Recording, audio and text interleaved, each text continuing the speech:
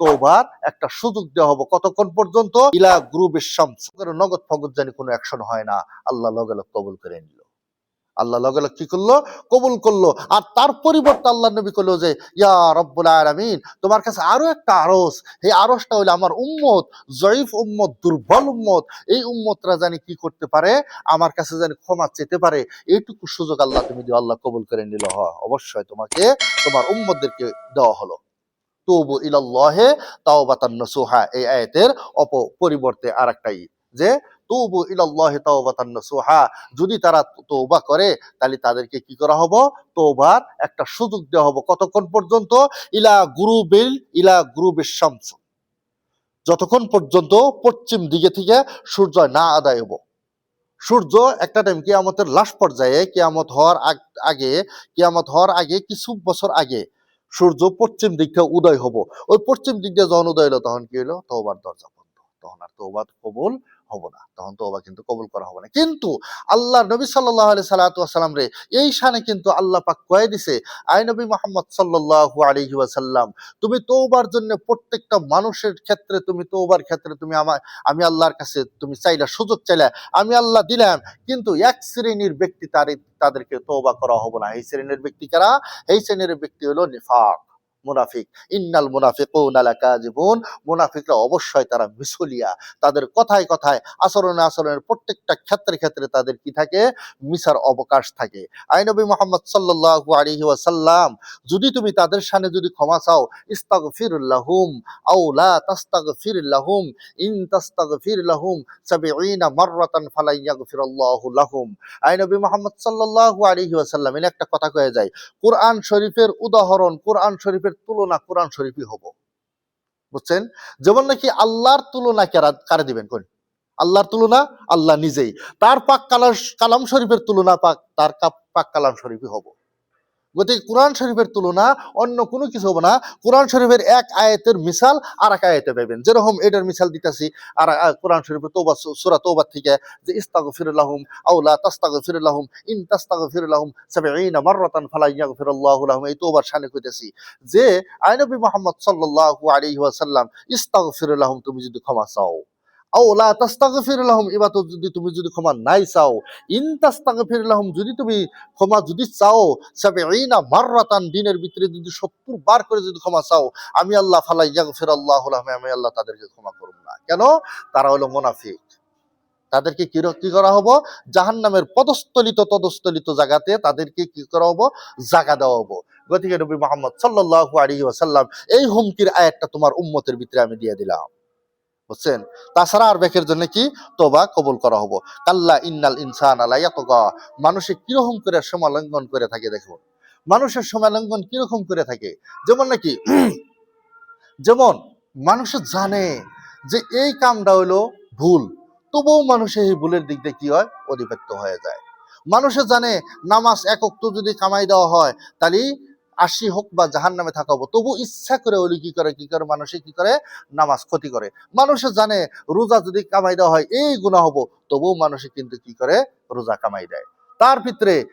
তার ভিতরে যদি মানুষে জানে যে সুদ খাইলে পরে এই গুনাহ হয়, ঘুষ খাইলে এই গুনাহ হয়, বিভিন্ন ধরনের ক্ষেত্রে হয়ে যায়, তারা কি করে, হেই পাপের ভিতরে লিপ্ত হয়ে যায়। লিপ্ত হইলো ঠিক আছে, কিন্তু মাসলা, যেমন নাকি এক্সাম্পল, আমি যদি চুরি করি, চুরি করাটা সীমালঙ্ঘন না নাই? চুরি করাটা সীমালঙ্ঘন। ইমাম আবু হানিফা রাহমাতুল্লাহ আলাইহির মতে, এনে মুজাহাব কিছু কয়ে দেওয়া লাগবে, মাসলা কিছু কয়ে দেওয়া লাগবে, যে ইমাম আবু হানিফা রাহমাতুল্লাহ আলাইহির মতে চুরি হইলো যদি ১০ দিরহামের উপর যদি চুরি করা হয়, তাহলে কি করা লাগবে, আমার হাত কাটা লাগবে, হাত কাটি কি করা লাগবে, আল্লাহর দিকে ফিরে আনা লাগবে, তওবা করা লাগবে, তাই আল্লাহ তওবা কবুল করবে। ১০ দিরহাম আপনারা জানেন, আরাবিয়ান ১০ দিরহাম আমাদের কত টাকা হয়, সেই টাকা পর্যন্ত যদি কেউ চুরি করে, তার চোরের মাল কিন্তু ঘুরিয়ে দেওয়া লাগবে না, ফেরত দেওয়া লাগবে না, কিন্তু সে তওবা করলেই যথেষ্ট। আর যদি ডাকাইতি করে, এটাও তো সীমালঙ্ঘন।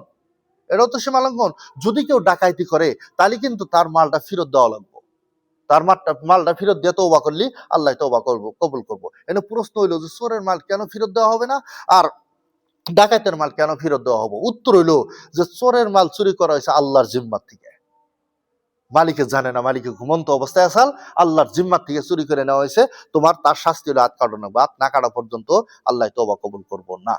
ইমাম আবু হানিফা রহমতুল্লাহ আলাইহির মতে। আমরা তো আবু হানিফা রহমতুল্লাহ মুজাহাব, গতিকে এইটাই কওয়া লাগবো। আর আর তারপর ডাকাতের মাল কেন? ডাকাতের মাল হলো যে হকুকুল ইবাদ, বান্দার হকের থেকে তুমি ছিনে আনছাও, ওই বান্দার হক বান্দাকে পৌঁছান লাগবে, তারপর তওবা কবুল করলে, তওবা করলে আল্লাহ কবুল করবো। বোঝা গেছে? তদ্রূপ সীমা লঙ্ঘনকারী, সীমা লঙ্ঘনকারী ফেরাউন ছিল না? সীমা লঙ্ঘনকারী এই যে আপনার ফেরাউন তো এরকম আসাল যে 350 বছর হযরত মূসা আলাইহিস সালাতু ওয়াস সালাম কলেমার দাওয়াত দিছাল, প্রায় 400 বার দিছাল, মোর দ্যান 400 বার প্রায় দিছাল, কিন্তু কি করছাল? ইনকার করে দিল, কবুল করলো না, কলেমার দাওয়াতকে কবুল করলো না। লাস্ট পর্যায়ে কি করলো? লাস্ট পর্যায়ের যে একদম বৃহত্তম তিনটা হয়েছিল, তার ভিতরে একটা ব্যাঙের, তাই না হুজুর? একটা ব্যাঙের একটা হয়েছিল, তার মানে জেনে যায় হেনে ব্যাংক পায়, জেনে যায় হেনে ব্যাংক পায়, চালের খোলায় ব্যাংক পায়, তারপরে টেবল গোছায় হেনেও ব্যাংক পায়। তারপর কয় ইয়া মূসা, তোমার রবকে আমি মেনে নেবো, তুমি কি করো? সীমা লঙ্ঘন আমি করুম না, আমি একদম আদম জাত, আমি একজন আদম জাত, আমি তওবাহ করলাম, আমাকে তুমি কি করো? এটার থেকে বাঁচাও, তোমার রবকে মানম আর তোমার নবী হিসেবে মানম। হযরত মূসা আলাইহিস সালাতু ওয়াস সালাম আল্লাহর কাছে ক্ষমা চাইলেন, চাওয়ার বাদে আল্লাহ সুবহানাহু ওয়া তাআলা কি করলেন? সেই গজবের থেকে স্টপ করলেন। স্টপ করার সাথে সাথে মিস্টার যে ফিরাউন কয় কি যে ওয়াকাল হাযা সিহরুম মুবিন, ইয়া মূসা তুমি কি একজন প্রকাশ্য জাদুকর, তুমি সত্যিকার তুমি না নবী না। দেখছেন? তারপরে কি করলো? হাফ, এই যে হাফের ভিতরে একটা হাফের খেলা দিল। মূসা তুমি যদি সত্যিকারই যদি নবী হও, তাহলে আমার বৃহত্তম হাফারও তো কয়, এটা হাফের হাফওয়ালারা কি কয়? হ্যাঁ, সাপারো, তাই না? এই হাফারও হাফ আমি ছেড়ে দেবো যদি তুমি প্রতিরোধ করা হারো, এইবার তোমার নবী হিসাবে মানব। ঠিক আছে, খেলা হলো। বৃহত্তম একটা আপনার ইজিপ্ট শহরের ভিতরে, বিরাট বড় ময়দানের ভিতরে 70,000 হাফ দিল সাইরা মূসা আলাইহিস সালামের দিকে। একটা দুইটা হাফ না, 70,000 হাফ দিল সাইরা। যখন হাফ গুনে আ করে হাত ধরলো, মূসা আলাইহিস সালাতু ওয়াস সালাম ভয় পেল। আল্লাহ কইলো যে তুমি ভয় পেও না, লা তাখাফ ইয়া মূসা, হে মূসা আলাইহিস সালাম তুমি ভয় পেও না, তোমার হাতে যে লাঠি আছে লাঠিটা ছেড়ে দাও। লাঠি ছেড়ে দেওয়ার বাদে এই লাঠি আল্লাহ কি করলো? হাফে রূপান্তরিত করে দিল। এই হাফে রূপান্তরিত তফসিরে আলী হাসান, তারপরে তফসিরে শাফির ভিতরে গেছে যে এই হাফটার সুরত আসাল বা এই যে আপনার 80 গজ ফেরিল, 80 গজ উঁচা, 22 মাইল লম্বা দিগল একটা হাফ। এই হাফ যখন আকাশ ভেদ করে উঠলো, মূসা আলাইহিস সালাতু ওয়াস সালাম আঙ্গ বাসায় কোয়া নাকি মূসা আলাইহিস সালাতু ওয়াস সালামের 400 বার ডায়রিয়া হয়েছে। 1-2 বার না, 400 বার ডায়রিয়া। তখন মূসা এই ফেরাউনের 400 বার ডায়রিয়া হলো। মূসা আলাইহিস সালাতু ওয়াস সালামরে কইলো, ইয়া মূসা আমি ভয় পাইছি, তুমি তোমার আল্লাহকে আমি সত্যিকারে মানছি, তোমাকে সত্যিকারে নবী হিসেবে মানলাম, তুমি কি করো? আমাকে বাঁচাও। তখন কি করলো? আল্লাহ সুবহানাহু ওয়া তাআলার দয়ায় কি করলো? আল্লাহ সুবহানাহু ওয়া তাআলা মূসা আলাইহিস সালাতু ওয়াস সালামরে কইলো, ইয়া মূসা খুজ, তুমি ধরো। ধরার সাথে সাথে কি হলো? লাঠি হয়ে গেল গা। তারপরে কি করলো? মিস্টার ফেরাউন অভিনয় করলো যে ইয়া মূসা ওয়াকাল হাযা সিহরুম মুবিন, আসলে তুমি নবী না, তুমি একজন জাদুকর। লগে লগে এই হিসাবে হলো বৃহত্তম যেটা আপনার পরীক্ষার সম্মুখীন, এটা গত সপ্তাহে কয়ে গেছি। কোথায়? ওই যে নীল দরিয়ার ভিতরে আল্লাহ সুবিয়া মারলো, ওটাই শেষ। গতিকে এই যে সীমা লঙ্ঘন করলো, সীমা লঙ্ঘন করার বাদেও আল্লাহ কিন্তু চান্স দিছে না? গতিকে এই চান্সের থেকে কি হয়? আমরা হতভাগা মানুষ কি হয়? বিরত থাকি। কিহের নিকে সীমা লঙ্ঘন করে? কারণটা কি? প্রশ্ন আছে না? সীমা লঙ্ঘন করার কারণটা কি? কি জন্য করে? কারণ হলো আল্লাহই কয়ে দিচ্ছে, কারণ হলো হনো বান্দা কি হেন্ডেকা করে। আর রা হুস্তাক না আন্না নিশ্চয় কই, রা মানে দেহে, হু জমির তাকে নিজের দেহে, ইস্তাক না মানে প্রভাবশালী, নিজের অত্যন্ত প্রভাবশালী নিজের দেহে। দুইটার বিল্ডিং বালাখানার মালিক হয়েছে, যে দুইটার বিল্ডিং বালাখানার মালিকের উপর আল্লাহ একটুকা দামও দেয় না, কিঞ্চিত পরিমাণ ডিমান্ডও তারে দেয় না যে এই বিল্ডিং বালাখানা করছাও। আর আল্লাহ রসুল সাল্লাল্লাহু আলাইহি সাল্লাতু ওয়া সাল্লাম কইতেছে, দুনিয়ার জিন্দেগিতে বিল্ডিং বালাখানা তারপর ধন দৌলত অর্জন করলো, ঠিক আছে, জায়েজ আছে, একচুয়ালি তাদের প্রকৃতিতে জ্ঞান নাই। যদি জ্ঞান থাকতো তারা দুনিয়া করতো না। তারা দুনিয়ার দিকে ব্রেন যে লিপ্ত করে, এই ব্রেনটা ঘুরিয়ে নেয় আল্লাহর দিকে যদি রুজু করতো, তাহলে আল্লাহ সুবহানাহু ওয়া তাআলা তার হয়ে যেত। এক্সাম্পল হলো আল্লাহর নবী সাল্লাল্লাহু আলাইহি ওয়াসাল্লাম, দেখেন কত বড় জ্ঞানের একটু উপমা দিতেছি। 100টা বাক করছে। গত সপ্তাহে কি রাগের বাক করছিলাম, তাই না? এই সপ্তাহে হলো 100টা জ্ঞান বাক করছে। 100টা জ্ঞান, একটা থিওরি ধরেন, জ্ঞান একটা একটা ধরেন, কিংবা একটা বস্তু ধরেন যে এটা একটা জ্ঞান ধরে নেন মনে এক্সাম্পল। এই জ্ঞানটা 100টা ভাগ করেন। ভাগ করার পরে এই 100 ভাগের জ্ঞানের একটা ভাগ টান দিয়ে হরাইছে আল্লাহ। হরিয়া নিয়ে হেরে এই জ্ঞানটা শত শত মানুষে দুনিয়ার যত মানুষ আছে এবং কি জীব জন্তু যত মখলুক আছে সমস্ত মখলুকের কিয়ামত পর্যন্ত দিয়া থাকবো। এই এক ভাগ জ্ঞান নিয়ে যদি আমরা যদি ফ্লাইট উড়াইতে পারি ইয়ের মাধ্যমে, স্কাইয়ের মাধ্যমে, হ্যাঁ, ভর করে আয়ার উপর যদি ভর করে যদি আয়ারোডাইনামিক যদি আমরা অ্যাপ্লাই করে নিয়ে সম্পূর্ণভাবে যদি যেটা এয়ার জড়িয়তে থ্রাস্টের জড়িয়তে যদি আমরা এগিয়ে নিয়ে যাই হেরি এই এক ভাগ জ্ঞান নিয়ে কিহের উপরে জ্ঞান করছে? শুধুমাত্র আমি সারা জিন্দিগি জ্ঞান করছে ফ্লাইটের উপরে, সারা জিন্দিগি জ্ঞান করছে কি রে ইন্ডোজেটের উপরে বা এয়ার ডাইনামিক ইয়ের উপরে, বিভিন্ন ধরনের বৈজ্ঞানিক দৃষ্টিভঙ্গির উপরে, সেই সমস্ত বস্তুর উপর যদি এক ভাগ জ্ঞান কিঞ্চিত পাইছি এইটুকু যদি করছি, আর বাকি ৯৯ ভাগ জ্ঞান আল্লাহ সুবহানাহু ওয়া তাআলা আল্লাহর নবীর মাথায় দিয়েছিল। আর সেই জ্ঞান নিয়ে কি করছে? দিন ইসলাম প্রচার করার ক্ষেত্রে কি করছে? আল্লাহ সুবহানাহু ওয়া তাআলা খাড়াইছে, অ্যাপ্লাই করছে। তার ব্রেনটা কি করছে আল্লাহ? তার ব্রেনটা কি করছে? শুধুমাত্র দিন ইসলামের ভিতরে অ্যাপ্লাই করছে, যে দুনিয়ার কোনো কিছু করে নাই। হে আল্লাহ নবী সাল্লাল্লাহু আলাইহি সাল্লাম যদি চিন্তা করতো তাহলে খনি বাইক করা হতো না, তাহলে জেট ফায়ার বাইক করা হতো না, তারপরে জেট ইঞ্জিন বাইক করা হতো না, বোয়িং 777 বানিয়ে হারতো না, হ্যাঁ, বোয়িং 787 বানিয়ে হারতো না, এয়ারবাস বানিয়ে হারতো না, বিভিন্ন ধরনের বানিয়ে হারতো, কিন্তু বানায় নাই। শুধুমাত্র 23টা বছর কি করছে? কোরআন শরীফের উপরে কি করছে? মেহনত করে উম্মতের ভিতরে বিস্তার করে থেকে গেছে। আই উম্মত, হে নবী সাল্লাল্লাহু আলাইহি সাল্লামের উম্মত, অর্থাৎ আমি নবী সাল্লাল্লাহু আলাইহি সাল্লামের উম্মত, তোমরা কি করো? তোমরা কি করো? আগুনে থেকে বাঁচো, নিজে বাঁচো, আর তোমার আহলে আয়ালকেও বাঁচাও। বুঝছেন? গতিকে এই হলো নবী সাল্লাল্লাহু আলাইহি সাল্লামের চিন্তাধারা। দেখুন কি করছে? আর রাআ হুস্তাগনা, নিজের নিজে স্বাবলম্বন মনে করে দেখে কি করছে? কাল্লা ইন্নাল ইনসানা লায়াতগা, নিজেকে নিজে কি করছে? সীমা লঙ্ঘন করছে। ইন্না ইলা রব্বিকার রুজা, কিন্তু তার জ্ঞানে জানা নাই ইন্না নিশ্চয় কই ইলা যে যাওয়া লাগবো, রব্বিক মানে তোমার পরওয়ারদিগার, যার যার পরওয়ারদিগার, যার যার প্রত্যেককে প্রশ্ন করছে তোমার রব বা আপনার রব, আমার রব মানে আল্লাহ। এই আল্লাহর দিকে যে যাওয়া লাগবো, এটা কি রুজা মানে যাওয়া লাগবো, অবশ্যই ফিরা যাওয়া লাগবো। মানব জাতি এটা বুঝতেছে না যে আল্লাহর দিকে যে চলে যাওয়া লাগবো, এটা মানব জাতি কি করছে? ভুলে গেছে গা। কি এর জন্য? মাত্র 2 টাকার সম্পত্তি অর্জন করার জন্য, মাত্র 2 পয়সার সম্পত্তি অর্জন, 60 বছরিয়া জিন্দিগি কাল এবং 2 পয়সার অর্জন, মাত্র 30 বছরিয়া যৌবন কাল, শক্তিকাল পায়ে নিয়ে হেরে এলে কি ভুলে গেছে গা যে তার রবের দিকে যে তার ফিরে যেতে হবে, এই বস্তুটা সে ভুলে গেছে গা। মানুষ 4টা জগতে বসবাস করে। কয়টা? 4টা জগতে। 1 নম্বর জগৎ আমরা থুয়েছি আলমে আরওয়াহ, রূহ জগৎ। আল্লাহ সুবহানাহু ওয়া তাআলা রূহ জগতে কত বছর যে আমাকে রাখছিল তা কোনো জানা নাই। 2য় নম্বর জগতে আইছি কোথায়? আলমে দুনিয়া, যেটা নাকি বর্তমানে। তারপর কোথায় যাবো? এরপরে যে সময় জান বেরিয়ে যাবো গা, তখন আমরা যাবো কোনে? আলমে বরজখ। এটা ইল্লিন আর সিজ্জিন, এই আলমে বরজখ 2টা ভাগে ভাগ করা হয়েছে। ইল্লিন জান্নাতি, সিজ্জিন জাহান্নামী। অর্থাৎ কবরকেও 2টা ভাগ করা হয়েছে। কবরের ভিতরে শান্তি থাকবো কি জান্নাতের, আর একটা শান্তি থাকবো কি জাহান্নামের। 2টাই থাকবো। কিন্তু এই যে ইল্লিন আর সিজ্জিন, এই 2টা মিলে কি হয়েছে? আলমে কবর, আলমে বরজখ। 3 নম্বর গেল। 4 নম্বর হলো আলমে আখেরা, অর্থাৎ জান্নাতি জিন্দিগি এবং কি জাহান্নামী জিন্দিগি। এই 2টা জিন্দিগির ভিতরে মানুষ কি করব? পদার্পণ করব।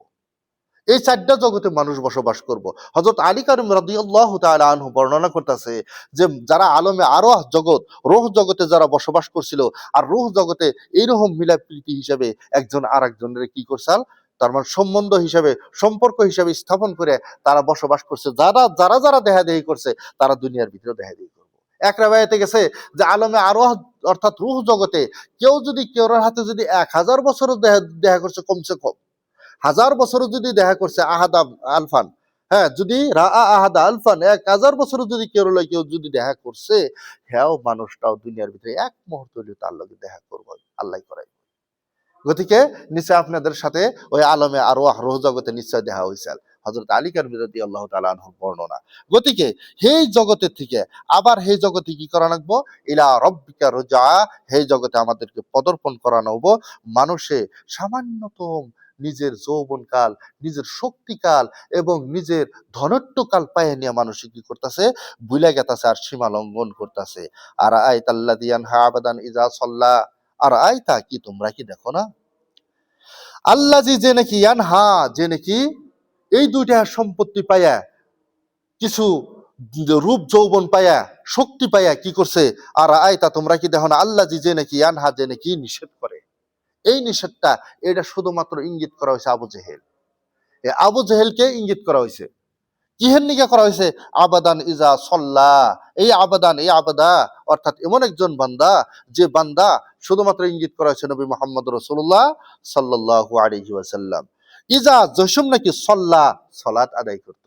এটার মহত্ব হলো কাবা শরীফের মধ্যে, কাবা শরীফের দিকে অর্থাৎ কাবা শরীফের মধ্যেও আসাল এই টাইমে, কাবা শরীফের বাইরেও ছিল এই টাইমে, অর্থাৎ তওয়াফ যে করতে এই টাইমে মাতাফ, এই মাতাফের ভিতরে হোক বাইরেই হোক, যে সময় নবী মুহাম্মদ সাল্লাল্লাহু আলাইহি সাল্লাম যখন নামাজ আদায় করত, এই আবু জেহেল আসাল লিডার। এই আবু জেহেল লিডার, তার নাম আসাল আবুল হেকেম। অত বড় হেকেম যে নাকি যে কোনো বস্তু এক মুহূর্তের টাইমে সবকিছু মিলাই দিয়ে হারছে। অত বড় জ্ঞানী আসাল, শুধু কোরআন শরীফের এলেম তার অন্তরের ভিতরে না ঢোকানোর জন্য আল্লাহ সুবহানাহু ওয়া তাআলা জেহেল বিল একদম পদস্থলিত করে দিচ্ছে। তাহলে বোঝা গেল কি, আমার যত জ্ঞান থাক, দুনিয়া ভিতরে যত ডিগ্রি থাক, যদি কোরআন ও হাদিস নববীর যদি একটুকা ডিগ্রিও আমার যদি না থাকে, বা একটুকা এলেমও যদি আমার না থাকে, তাহলে ওই এলেমের কোনো দাম নাই। এক্সাম্পল হইলো যে 0 ইন্টু সারা দুনিয়া, 1000 না, 2000 না, 3000 না, 20,000 না, কয়েক কোটিও না, 0 ইন্টু ওমর সারা দুনিয়া ইকুয়াল টু কি হবো? 0 হবো। কারণ কি, এই জিরোর এমর তরণ কোরআন হাদিসের ইলম নাই, ওমর সারা দুনিয়ার সব ইলম আমি অর্জন করছি। আল্লাহ কইতাছে ওই ইলম না, তুমি আবু জেহেল। তার প্রমাণ আবু জেহেল আবুল হেকেম আসাল। জ্ঞান অর্জন করার জন্য হাকিম শব্দের অর্থ হলো জ্ঞানী, হেকিম জ্ঞানী, হাকিম অর্থাৎ জ্ঞানের উপর জ্ঞানী। আল্লামা, আল্লামা যে আল্লামার উপরে হাকিম, হাকিম বড় জ্ঞানী আসাল। তার নামের উপাধি দিছিল সারা আরবের সমস্ত সাহিত্যিকরা, সাহিত্যের তার ভিতরে সাবাম আল্লাকা অর্থাৎ সাত কিসেমের তারা আসাল, বড় বড় কবি আসাল। হে কবি আমরা গুয়াহাটি ইউনিভার্সিটিতে পড়ছি, তারপরে আমরা ডক্টরেট করতে হেসমও পড়ছি গতিকে, আর হে মতে পরিহারে দেখছি, হে মতে অত বড় জ্ঞানী, অত বড় আরবিয়ান একটা লিটারেচার অর্থাৎ আরবিয়ান ল্যাঙ্গুয়েজের উপরে অতই একটা আসাল, হিকেম আসাল। এই হাকিমরাও কি করছে, আল্লাহ সুবহানাহু ওয়া তাআলা জাহিল বিলা পদার্পণ করছে। ওই জাহিলে কি করছে, নবী সাল্লাল্লাহু আলাইহি সাল্লাম যখন নামাজ আদায় করতে আইছিল, আল্লাহ নবী সাল্লাল্লাহু আলাইহি সাল্লামের নিষেধ করলো, যাই মোহাম্মদ তুমি নবী। অন্তরে জানে হাসাই নবী, অন্তরে জানে আবু জেহেল জানে, অন্তরে জানে, কিন্তু মানতাছে না। এই জন্য ওই যে ধনত্ব, তার মানে ধন সম্পত্তির উপরে তার মানে বিরাট একটা বাহাদুরির জন্য মানুষে মানে না। এরা কিন্তু ঠিক। আজকে আমি বেকেরে সালাম করতে সামনে গো সবেরে আসসালামু আলাইকুম, আসসালামু আলাইকুম সবেরে, যদি ইহেনে যদি ধনত্ব যদি উপরে যায়, তখন কিন্তু সালাম দেওয়া কিন্তু ভুলে যাবো। কি নিগে আমার পাওয়ার কি সম্পত্তি, এই যে পাওয়ার যে ভুলে, এই পাওয়ারটা কি পাওয়ার? এই পাওয়ার না, এটা আল্লাহ একদম পদস্থলিত করে দেব।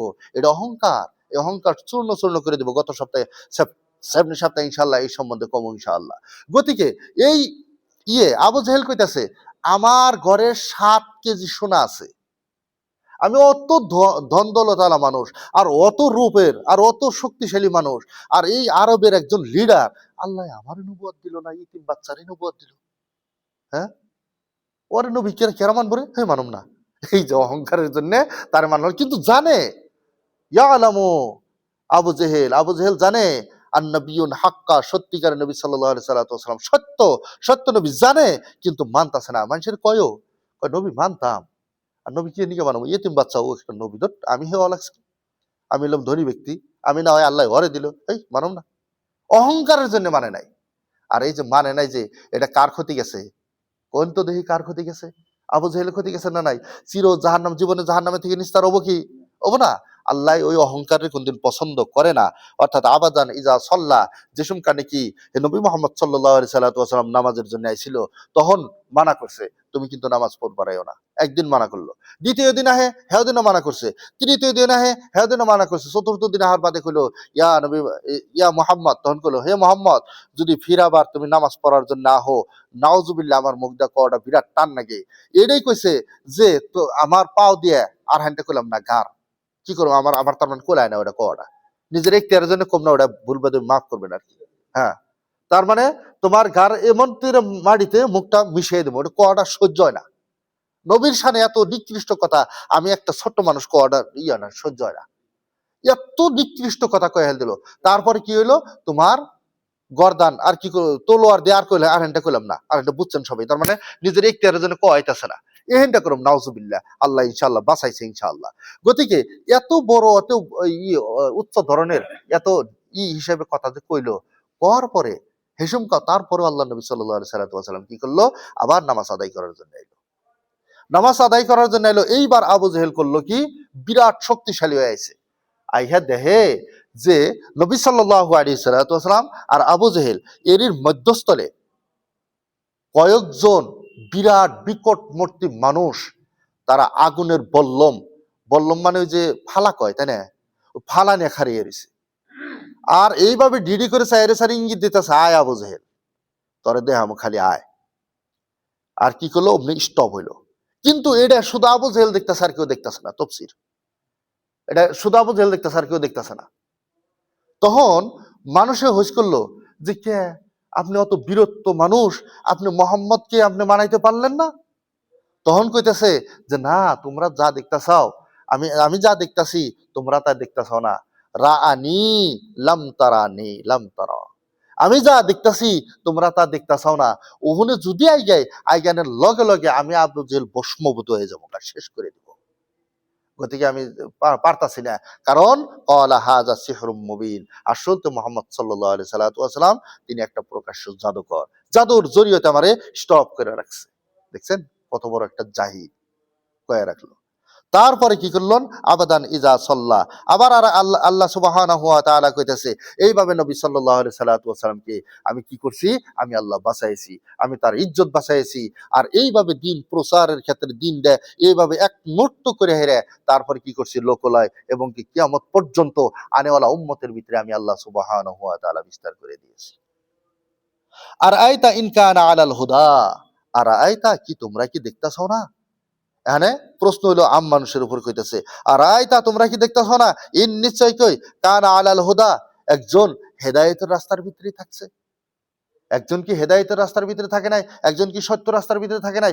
কত কি কত ধরনের তার মানে বাধা বিঘিনির সম্মুখীন হয়ে হেরা, সব বাধা চেরায় হেরাও, তাও তার স্তম্ভের ভিতরে তার একটা সিদ্ধান্তের ভিতরে অটল থেকে হেরাও দিন ইসলাম প্রচারের ক্ষেত্রে, নামাজ প্রচারের ক্ষেত্রে হে অটল আছে, তোমরা কি দেখো না?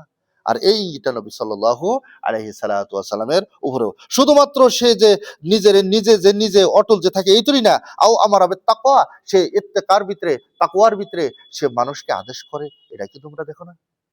তোমরা নিশ্চয় দেখতেছাও, সে শুধুমাত্র নিজে যে আমল করে, নিজে যে নামাজ পড়ে, নিজে যে কোরআন তেলাওয়াত করে, নিজে যে ইসলামের ভিতরে যে অটল থাকে এইটুকু না, মানুষকে কি করে আহ্বান করে, মানুষকে কি করে আহ্বান করে। অত বাধা বিঘিনের সম্মুখেও আল্লাহ রাসূল সাল্লাল্লাহু আলাইহি সাল্লাম একটা পাহাড়ে গেলেন একটা দিন।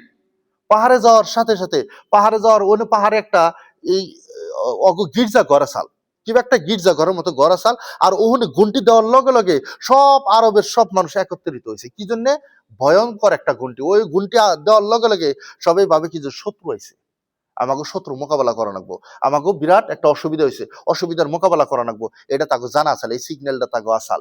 যেমন নাকি নামাজের সিগন্যাল যদি হয় আল্লাহু আকবার কওয়ার লগে লগে আমরা বুঝি যে নামাজের সিগন্যাল আছে, আসর বা মগরিব বা ঈশা, এরকম আমাকে একটা ওয়াক্ত জানা আছে, এর মতো নামাজের সিগন্যাল যে আহে এটা কিন্তু আমাকে জানা আছে, এর মতো আহি।